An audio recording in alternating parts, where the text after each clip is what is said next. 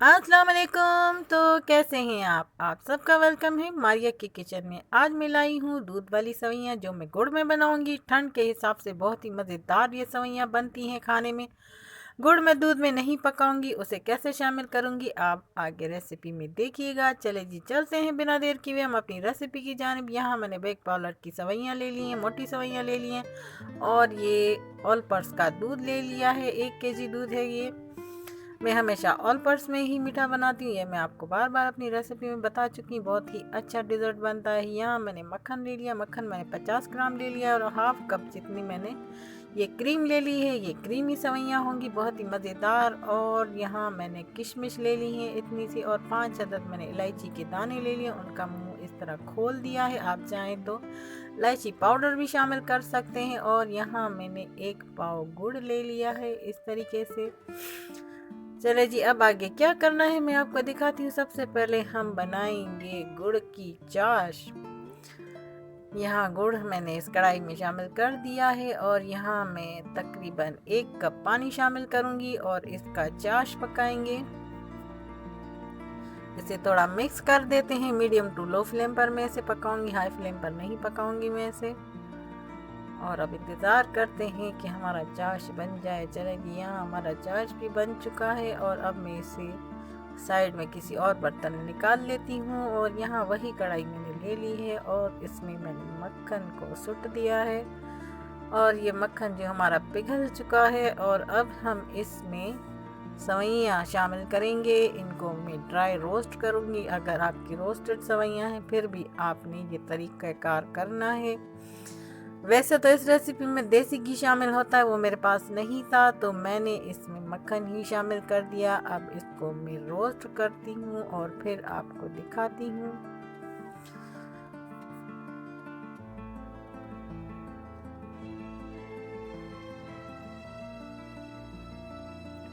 सवैयाँ मैं थोड़ी थोड़ी करके ही शामिल कर रही हूँ क्योंकि एक हाथ में मोबाइल पकड़ते हैं और एक हाथ से काम करते हैं, तो इसे धीरे धीरे से मिक्स करना है। मीडियम टू लो फ्लेम पर मैंने इसे देखिए झटपट से जो है रोस्ट कर लिया है, ज़्यादा नहीं पकाना है इनको।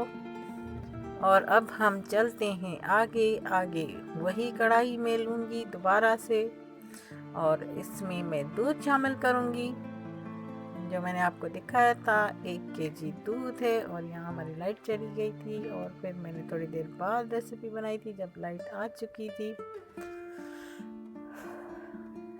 दूध हमारा उबल चुका, मैंने इसे 5 मिनट पकाया है हाई फ्लेम पर और अब मैं इसको मीडियम टू लो कर दूंगी। इलायची इसमें शामिल कर दी है और अब मैं इसमें सवैयाँ भी शामिल कर देती हूँ कि सवैयाँ हमारी अच्छी से थोड़ी थोड़ी करके सवैयाँ शामिल करेंगे और चमचा चलाते रहेंगे।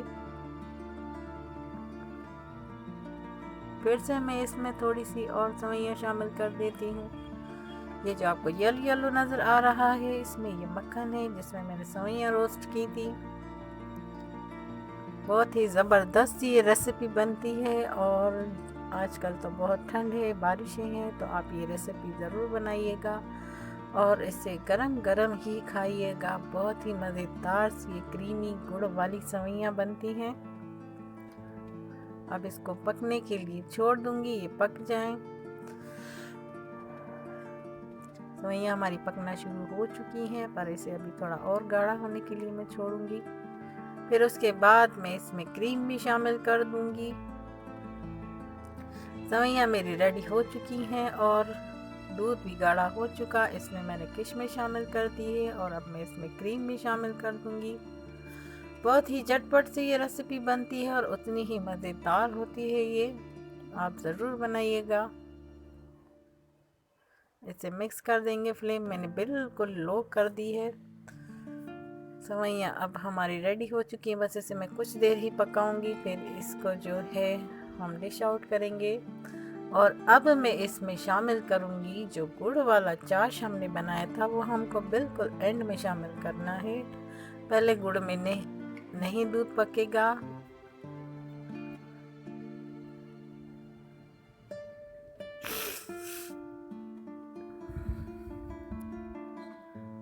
अब इसमें मैं चाश शामिल करूंगी गुड़ वाला और चाक से जो है छान लीजिएगा, क्योंकि हल्के हल्के गन्ने के ज़र्रात होते हैं उसमें, थोड़ा कचरा वचरा जो भी हो वो निकाल देना है, सुट देना है आपने।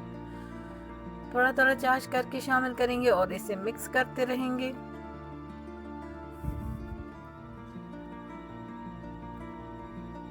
फ्लेम में थोड़ा सा बढ़ा देती हूँ अब इसमें हल्का सा बॉईल आ जाए तो फिर बस हमारी सेवइयाँ रेडी हैं। ये ऐसी ही होती हैं, ज़्यादा थिक नहीं करना।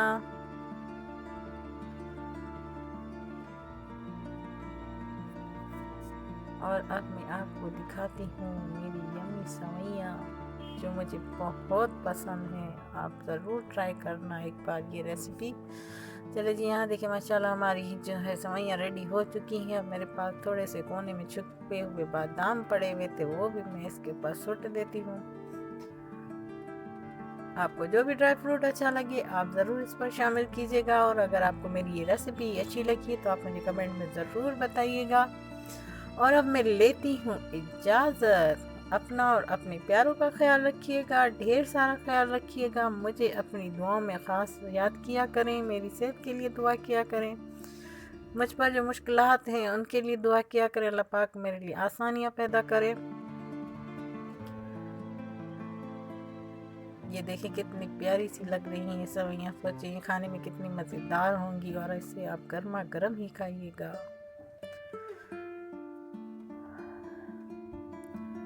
चले जी, अब फिर से अल्लाह हाफिज़ और मिलती हूँ मैं आपसे अपनी अगली रेसिपी में मारिया की किचन में। तब तक के लिए दोबारा से अल्लाह हाफिज़।